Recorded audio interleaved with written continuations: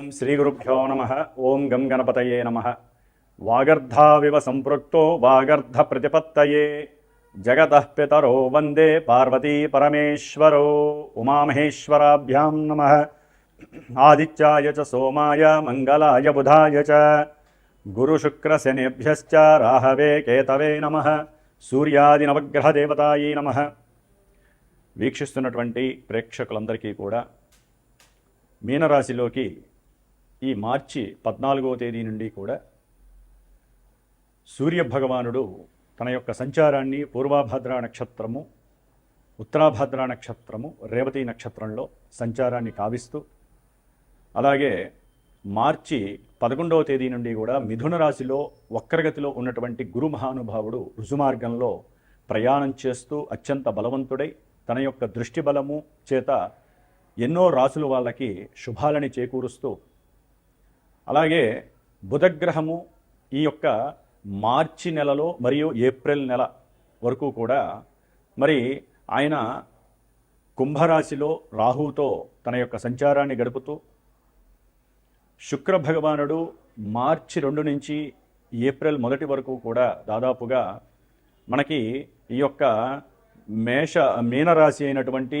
ఉచ్చస్థితగతుడై, అట్లాగే రాహువు కుంభరాశిలో, కేతువు సింహరాశిలో, అలాగే కుజభగవానుడు రాహువుతో కలిసి దాదాపుగా ఏప్రిల్ 1వ తేదీ వరకు కూడా కుంభరాశిలో సంచారం చేస్తూ, మీనరాశిలో ఉన్నటువంటి శని భగవానుడితో ఏప్రిల్ 2వ తారీఖు నుండి కూడా తన యొక్క ప్రయాణాన్ని చేస్తూ ఉన్నాడు.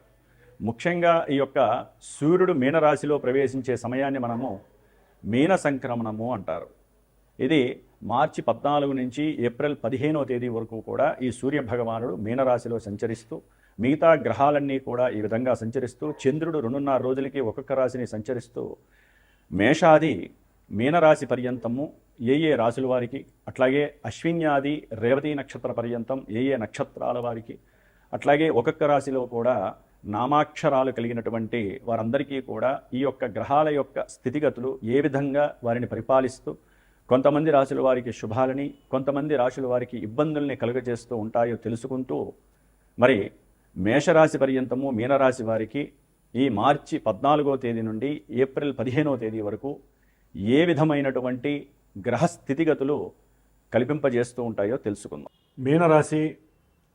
మీనరాశి వారికి మార్చి 14వ తేదీ నుండి ఏప్రిల్ 15వ తేదీ వరకు కూడా సూర్యగ్రహము ఈ వారి యొక్క జన్మరాశిలోనే సంచారం చేయటం, జన్మరాశిలో ఏలినాటి శనిగా శనిగ్రహ యొక్క సంచారము, ఏప్రిల్ 2వ తేదీ నుండి పాపగ్రహమైనటువంటి కుజగ్రహ సంచారము,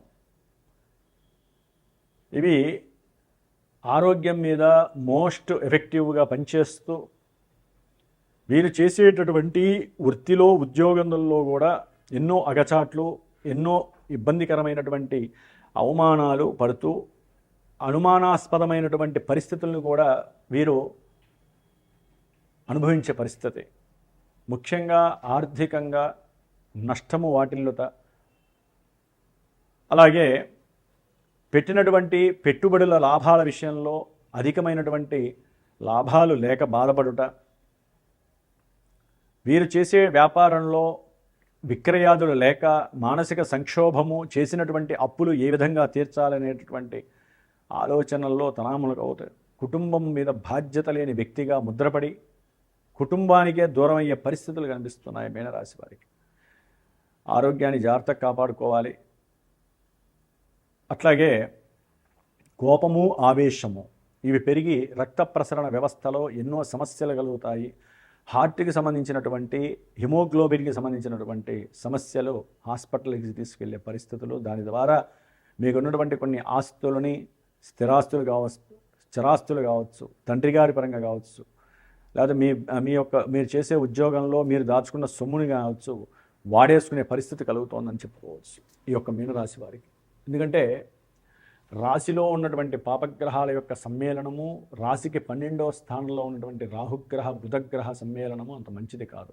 విద్యార్థులైతే కనుక విద్య యందు భంగపడటము, అంటే ఆశించినంత విద్య కలక్కపోవటము, బుద్ధిమాంద్య దోషము, బుద్ధి వివేకత్వము, ఆలోచనత్వము కూడా తొలగిపోయి వీరు చదవాలనుకున్న దానికన్నా చదవలేకపోవటము, రాసే ఎగ్జామ్స్లో కూడా తప్పుగా రాయటము, మార్కులు తగ్గటము, వ్యాపారంలో విపరీతమైనటువంటి కష్ట నష్టాలు అనుభవించటము, వీరి మీద మోసం చేసేటటువంటి వ్యక్తి అని వీరి మీద ఒక రకమైనటువంటి భావన క్రియేట్ చేసేటటువంటి బంధువులు రాబంధువులు అవ్వటము, అట్లాగే చేసేటటువంటి ప్రయాణాదులలో కొంతవరకు వీరు నిగ్రహించుకున్న ప్రయాణాదుల్లో ఆపదలు, ఆటంకాలు, సమస్యలు కలగటము, యాంత్రికపరమైనటువంటి సమస్యల వలన విపరీతమైన ధన నష్టం కలగటము, వీరికి ఆప్యాయతగా ఆత్మీయంగా ఉన్నటువంటి ఫ్రెండ్స్ వలన కూడా ధన నష్టము, ధన సహకారము వారు తీసుకొని మీకు ధనం ఇవ్వక ఇబ్బంది పడినటువంటి పరిస్థితి, అట్లాగే మీకున్నటువంటి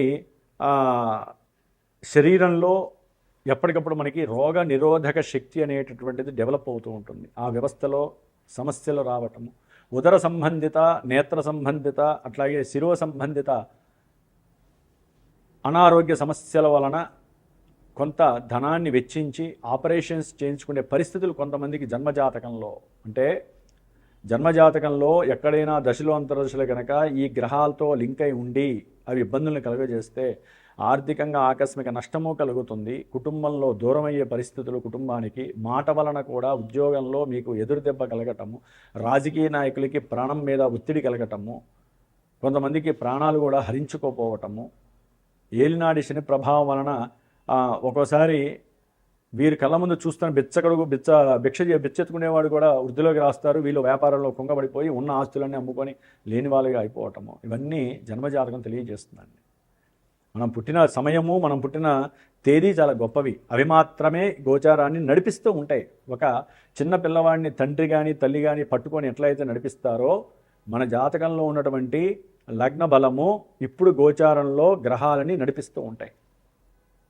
లగ్నం అనేటటువంటిది తండ్రి, ఆరోగ్యాన్ని సూచిస్తుంది, ప్రతి పనిలో సామర్థ్యాన్ని సూచిస్తుంది, వ్యవహార జయాన్ని సూచిస్తుంది.